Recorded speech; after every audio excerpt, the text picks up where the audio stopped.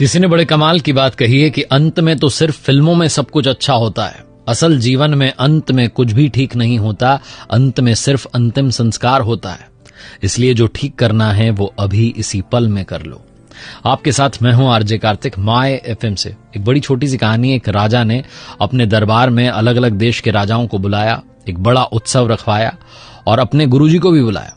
वहां पर राज्य की जो सुप्रसिद्ध नर्तकी थी उसको बुलाया गया नृत्य करने के लिए, और कुछ स्वर्ण मुद्राएं जो थी वो राजा ने अपने गुरुजी को दे दी कि अगर आपको लगे कि नृत्य अच्छा हुआ है तो आप इनको पुरस्कृत कर दीजिएगा, क्योंकि गुरुजी के पास में तो कुछ था नहीं।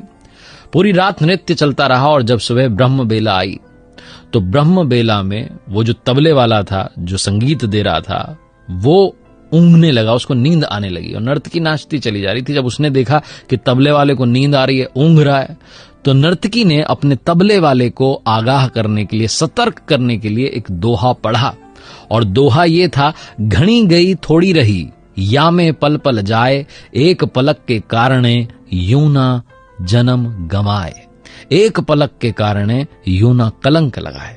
ये उसने वो दोहा पढ़ा और जैसे ही उसने दोहा पढ़ा वो तबले वाला जो था सतर्क हो गया। वो फटाफट जो है अपने वापस से संगीत की अवस्था में आ गया, बजाने लग गया। और जैसे ही उसने दोहा पढ़ा, जो राजकुमार था वो दौड़ के आया, राजा का जो बेटा था, युवराज था, उसने आकर के अपना जो मुकुट था उस नर्तकी के चरणों में रख दिया, बोला ये तुम्हारे लिए मेरी ओर से। वहीं पर राजकुमारी बैठी हुई थी, राजा की पुत्री बैठी हुई थी, वो दौड़ के आई और एक हार नर्तकी को दे दिया। गुरुजी दौड़े और जाकर के जितने सिक्के थे सोने के उनके पास सब दे दिए, स्वर्ण मुद्राएं दे दी कि लो भैया सारा तुम्हारा।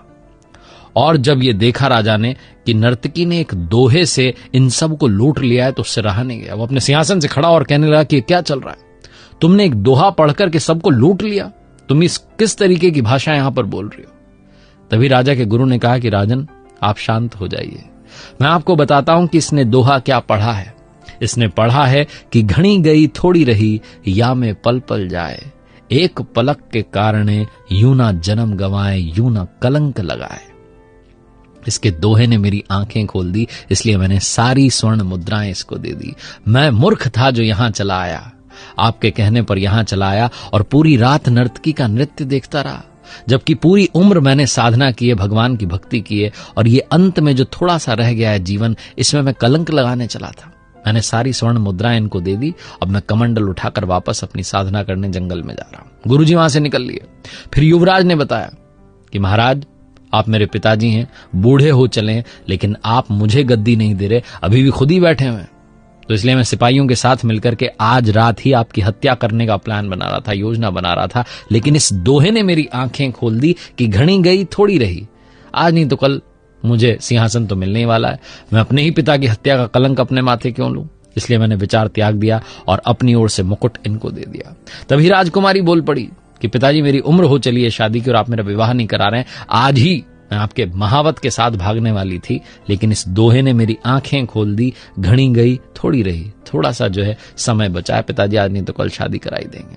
जब राजा ने यह सब सुना तो राजा ने कहा कि बेटा मैं तुम्हें अभी इसी पल इस राज्य का अगला राजा घोषित करता हूं। और बेटी से कहा कितने सारे राजकुमार आए हुए हैं, अपनी पसंद के राजकुमार के गले में वरमाला डाल दो। और उसके बाद राजा ने भी राजपाट त्यागा और जंगल की तरफ साधना करने चल पड़ा। ये सब जब हुआ तो नर्तकी को लगा कि मैंने अपना पूरा जीवन नृत्य में बिता दिया, मुझे भी भगवान का स्मरण करना चाहिए। उसने भी उस दिन से वो काम करना छोड़ दिया। बहुत छोटी सी कहानी जिसका सार ये समझाता है कि घनी गई थोड़ी रही, या में पल पल जाए, एक पलक के कारणे यूं ना कलंक लगाए। थोड़ा सा समय बचाए, सही से इस्तेमाल करना शुरू कीजिए, लाइफ चेंज हो जाएगी। एक बार फिर से वही बात जो अक्सर कहता हूं, कर दिखाओ कुछ ऐसा कि दुनिया करना चाहे आपके जैसा।